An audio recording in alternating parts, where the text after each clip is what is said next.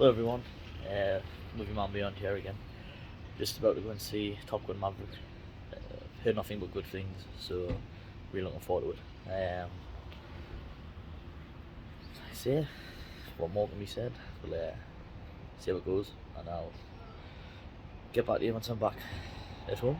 Okay guys, see you soon. Let's do it.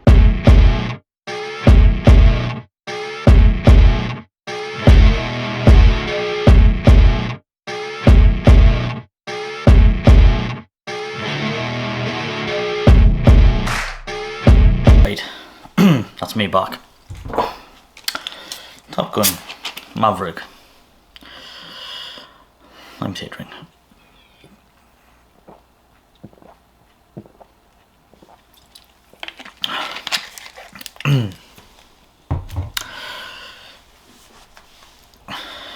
First off,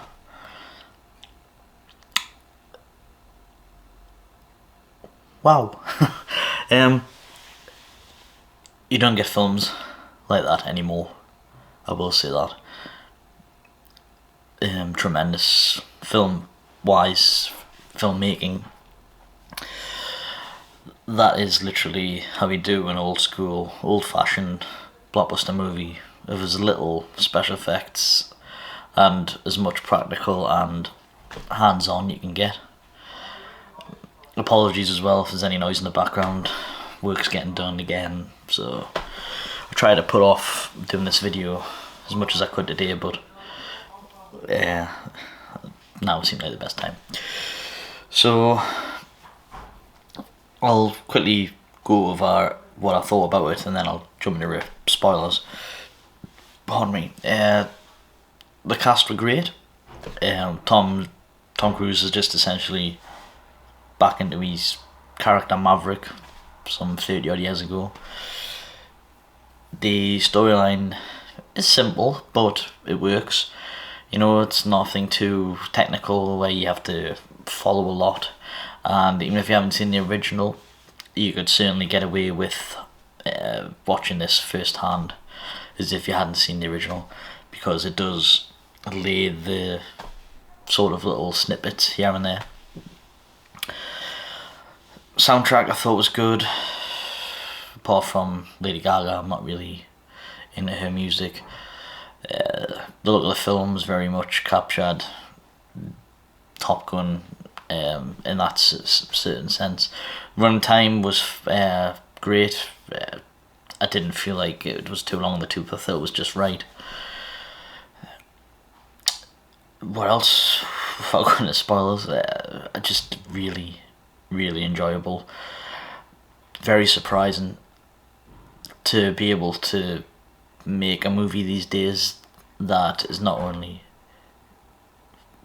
great in terms of what they've achieved story wise and the way it looks, but to surpass a original that was very fond for many people. I mean, you know, like today we're spoiled with these big budget blockbusters with CGI and a lot of special effects, and you know, like harking back to Marvel type movies and things of that nature. But this was how you do a action movie, no doubt about it. I mean, I don't know how Michael Bay can release something as tragic as Ambulance, and then something like this is just as nothing. Action was high octane, edge of your seat. It could get emotional at times, but you know, and then it's like weren't too sure. But I think for me now, I'm gonna have to go into spoiler territory. So if you're watching any time after this, I'm gonna start talking about spoilers. So 3, 2, 1. Movie opens with Highway to the Danger Zone, obviously a 80s classic and very, you know, it belongs to Top Gun. It is, anyone hears that Highway to the Danger Zone, it's like, yes. You know, it's on Grand Theft Auto and stuff like that, and you have to do a heist and the jets, and it's all very a throwback. I wish that I used it later on. To be honest, when they opened up with it, I I mean, don't get us wrong, I was like, go on, yes. When it kicked in, it was just like a kid. You know, the story's simple. Maverick, he's meant to be flying like a stealth jet, breaking the Mach 10 barrier, and Ed Harris is the admiral, and he's going to pull the plug. So be Maverick. Well, he's not here yet, so he takes the jet and he breaks it. But instead of keeping it at Mach 10, he takes it at Mach 10.3, and then the jet explodes and blows up. So you know, he ends up in the shit, and he ends up working for Iceman, Val Kilmer, back in the flight school for Top Gun. You know, the young recruits, and you know, goes to the bar, and he's seen himself back then and what it was like, and things of that nature. But the storyline is essentially him training this group of kids. Well, not kids, but you know, they're very young adults. They are the best of the best, apparently, but Maverick shows them up. But it's mainly about like Goose from the first movie. His son's now on Tom's team, and I'm not going to go into it, but if you haven't seen Top Gun, then it'll be explained in the movie. So yeah, it's essentially him just training them to destroy this something to do with nuclear radiation in the mountain somewhere. It never tells you who the enemy is, so you don't know if it's Russian, North Korean, anything like that. It's always the enemy, so you're never shown. But even when there's a lot of chemistry and everyone bounces off each other, great. The Miles Teller playing Goose's son, Rooster, he's really, you know, good at it. You can see the pain on his face and that type of thing about what happened to his dad in the original. Hangman's the cocky shithead that, you know, he's a cocky shithead, but he does come good at the end. The fight sequences were absolutely fantastic, like edgy of your seat stuff, sweaty palms and that type of thing. It's very, very hard to get like that in the film these days. You think it's going to go one way, then it goes the other way. I mean, even just the scenes of Maverick and, you know, taking out all the youngsters who think they're the best pilots, it's great to watch, and you can tell that there's actually flight stunts and stuff happening like that. It's brilliant. I can only see where the CGI might be used in this film, but it was really only a handful of times, probably more towards near the end when it was meant to be like the missile, surface to air missile, the actual turrets themselves. They looked a bit CG'd, but it doesn't take away from the film. The ending, sort of what you think's the ending, I was like, oh shit, like Maverick saves himself to doesn't save himself, sorry, he sacrifices himself to save Rooster, but then I did actually think he died, and then it cuts to black, and then Tom Cruise is ejected and he's sort of fine, and then he's gonna get shot down by an enemy helicopter. Rooster comes in, takes out the helicopter, then his plane gets destroyed and he ejects out, and then they steal a plane from a base, and then they have dog fights, and you're like, Jesus Christ.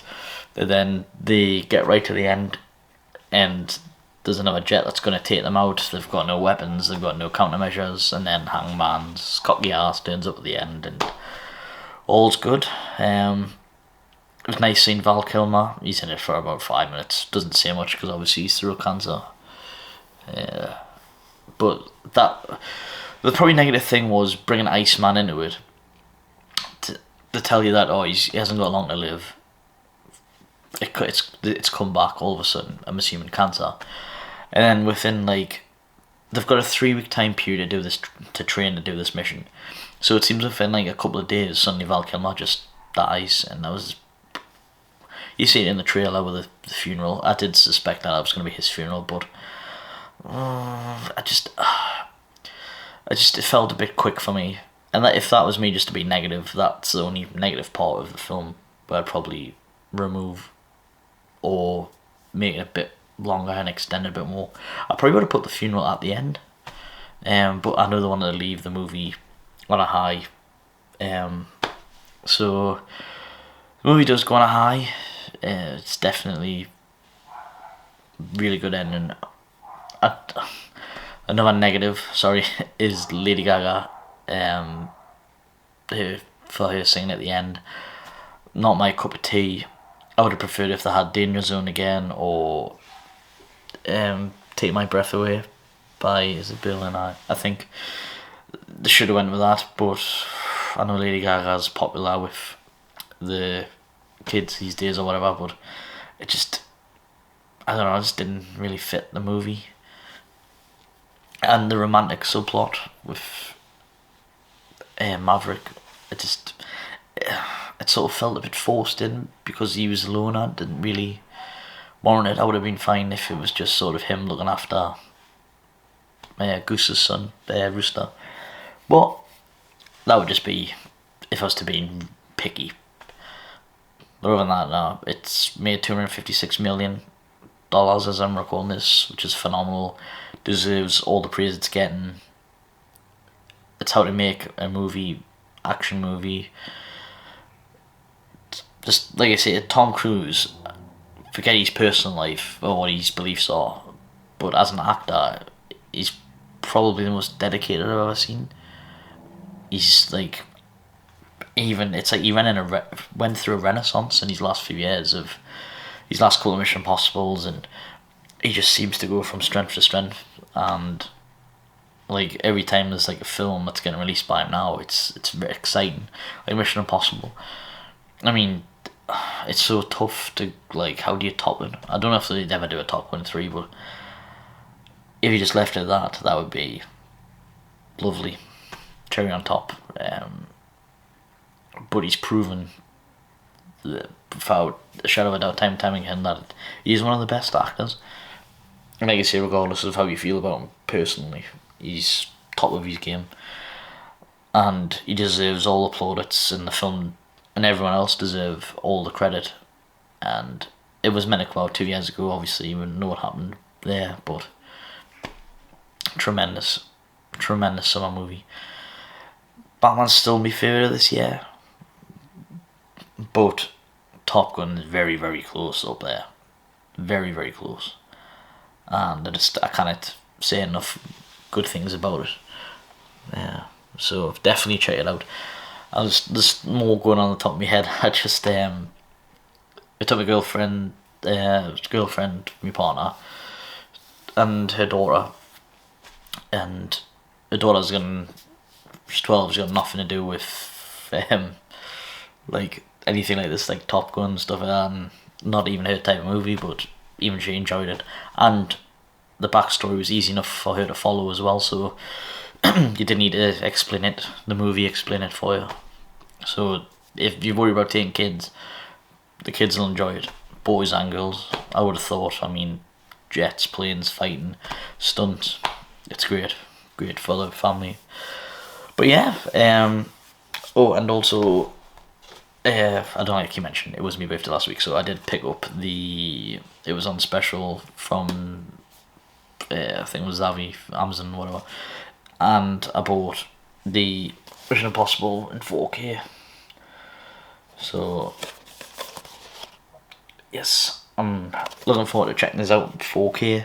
I do have the steelbooks, but, you know, I would have liked to have had them all individually, but priced them up on eBay and it was like £25 per film, and I wasn't really willing to spend that. So yeah, I'll probably pick up Top Gun on 4K. But just a little